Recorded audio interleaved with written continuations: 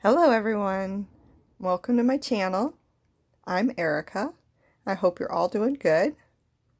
I'm here today doing a picture of a dream catcher in a series of dream catchers I'm doing, and this one is one with skulls on it.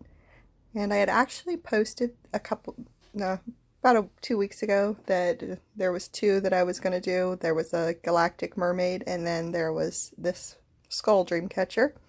So this is the one from that post that didn't make it. Now it's making it. Or I should say, I'm making it. And so I'm going to do this one. And in case anybody isn't following me on Instagram, I just want to let everybody know that I'm doing a giveaway on Instagram right now as well. If you want to go check that out, I will have a link to that in the description. It is for a Galaxy Sugar Skull Girl that I actually did a video for, and I will leave a link to that video if you want to watch that video as well in the comments, or not in the comments, sorry, in the description part of this video. And in case you're new to my channel, I do upload videos every Thursday, and I know I'm a little late with this Thursday. I try to do them earlier in the day, but I didn't get my commentary made yesterday, so I'm doing it this morning, and it will go up as soon as I get the video put together. I'm starting to get a little bit better of a hang of putting these videos up and getting them edited, so usually I would try to get my video ready on Wednesday so I could have it up on Thursday, so at least now it's not as hard. I can, as long as I pretty much know what I'm doing, I can do it on the same day. Of course, this is a little later than I wanted it to be up probably, but that's okay. We're going to work through it. As long as it makes it up on Thursday, we're going to go with good. I'm trying to do more videos, so I wanted to, I was thinking about doing a fan art Friday video at least once a month. But depending on how that goes, I mean, I like doing those characters. I like drawing them out, and that's something fun for me too. So if that's something you guys would be interested in seeing more of, go ahead and let me know down in the comments, and maybe let me know who you'd like to see drawn. Maybe I'll do one of those. And I found a new video editing app for my phone, so that is going to make it a little bit easier to put some of the videos together. It's a little better than the one that I was using. So yay, baby steps.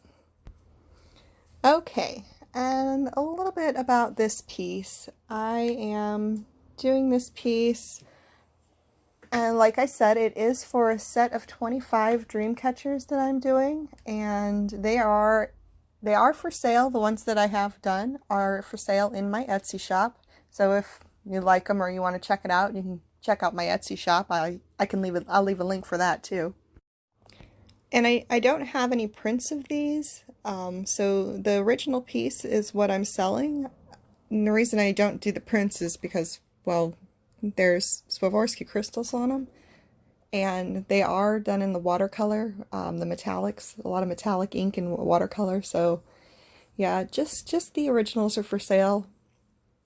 But in this piece, I basically set up what I want to do. I get my pencil sketch thrown out, and then I go in with a thin multi-liner pen. I try to use a really thin one on my first outline, and I only bring this up because I was in Reddit, and Reddit's pretty new to me. It's something I've been going in and looking at, like, some of the things that people have to say, and somebody had actually brought up that they were trying to find a pen that didn't lighten up when they erased their pencil erasers.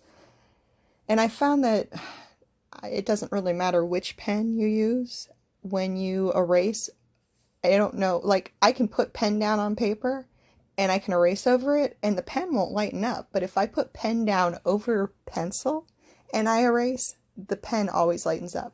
So I found what works best for me is if I just do a really thin outline of my basic spots that I want to have outlined, and then erase it, and then I'm going to go back over them. Since I have to go back over it anyway, if you erase it, I just go back over with a heavier lined pen and then add in my different thicknesses and lines, because I do like to use different thicknesses depending on the outside, like the outer edges. I like to have those a little thicker than the finer inner detailed lines. So I use a lot of the multi-liners. I use a pretty big set, and I usually use either the 0.003 or the 0.005 to start with, and then I go back over it. Typically I like the 0.3.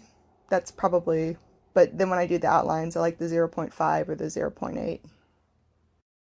But it just depends on what you're doing too. But pretty much I found that it didn't matter. I used Micron pens and it did it, and I used the Copic pens, and those are supposed to be one of the best pens, and it does it too. So I don't really think it matters which pen you're using.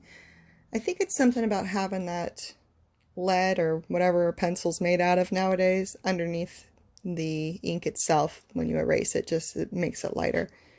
So yeah, that was it on that. And in this piece I do a mixture of markers and watercolor. Pretty much all of my pieces I like to use both. I use Strathmore Toned Tan mixed media paper, and it's 140-pound paper, so it holds up pretty well with the watercolor. It does warp a little like any other water paper, but it dries and it flattens out pretty nice. And if I keep the side stat tape down when I'm using putting the watercolor down, and if I use a blow dryer and dry it, which I don't always do that, but I do find that if I blow dry it, it does flatten out better too that way than letting it dry on its own. I don't know why that is exactly, but I'm sure there's a reason. I'm sure there's a nice scientific reason for that I don't know. There's a lot of stuff that I really don't know much about in the art world. I just kind of learn as I go. And that was one of those things I learned by trial and error. And both watercolor and marker are something that I haven't used for a long time. I started using markers probably about maybe 3 years ago. I bought my first set of markers, and don't know why I never used those before, because they're amazing. And I started with a set of Prismacolor markers, and then I did get some Copic markers, only because, you know, there's such a hype to the Copic markers, and there are very good markers, but so are the Prismacolors. I know I can't refill the Prismacolors, but they work just as good as the Copic markers do. So I'm very happy with both of those. It is nice being able to refill the Copic though.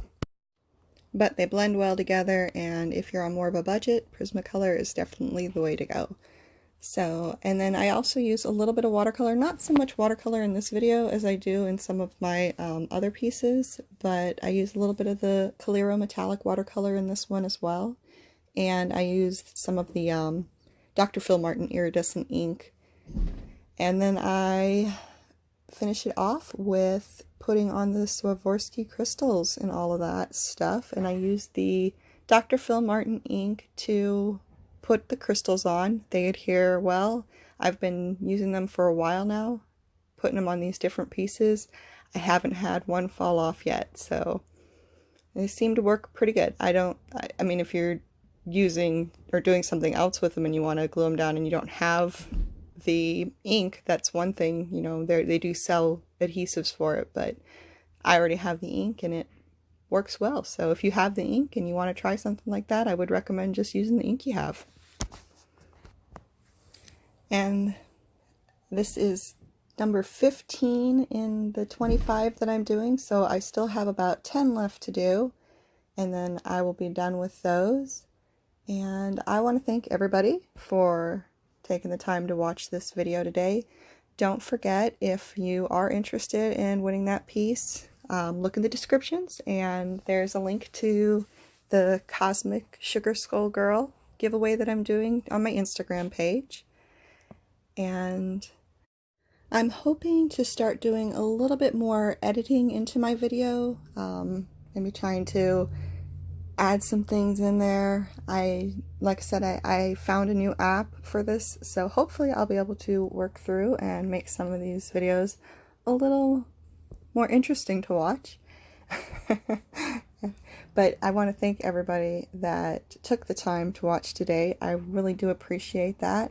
And if you have any questions or if you'd like to leave any comments, you can go ahead and do that down below. I'll try to get back to you if you do.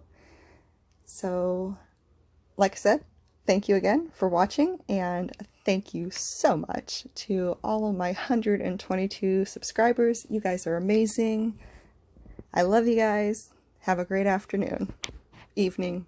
I guess it depends on what time I actually get this video put out. Well, hopefully it'll be Thursday anyway. Let's shoot for Thursday. Alright guys, bye.